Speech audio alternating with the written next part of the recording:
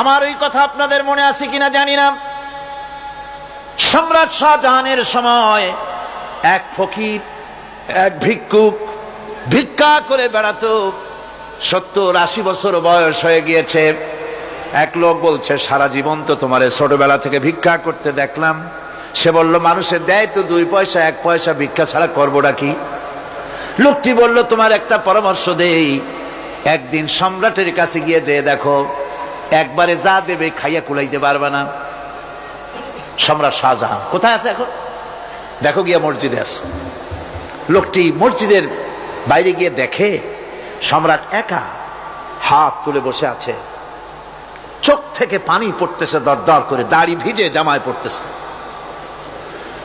বহুক্ষণ দাঁড়িয়ে আছে। এরপরে সম্রাট তার মুনাজাত শেষ করে বেরিয়ে আসছেন। ফকিরের সঙ্গে দেখা। ফকির বলল, আসসালামু আলাইকুম। তিনি বললেন, ওয়ালাইকুম আসসালাম রাহমাতুল্লাহ। ফকির রওনা করেছে। বাদশা বলছে, তুমি তো একজন ভিক্ষুক মানুষ বলি মনে হয়, আমার কাছে তো কেউ কিছু না চাইয়া যায় না, তুমি যে কিছু না চেয়েই চলে যাচ্ছ। ভিক্ষুক বলছে, জাহাপানা, সত্যি কিছু চাইতে এসেছিলাম আপনার কাছে, কিন্তু আপনার অবস্থা দেখে আমার জ্ঞানের চোখ খুলে গেছে।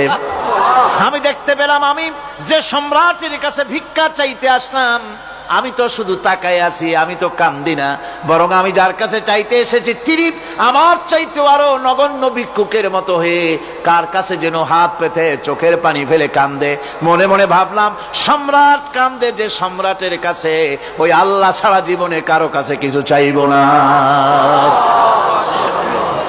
আল্লাহর কাছে চাওয়ার অভ্যাস করুন, তিনি দিতে পারেন, সবকিছু তার আছে। এই বিশ্বাস মনের ভিতরে জমাতে হবে, তাহলেই সত্যিকারের মুসলমান আমরা হব।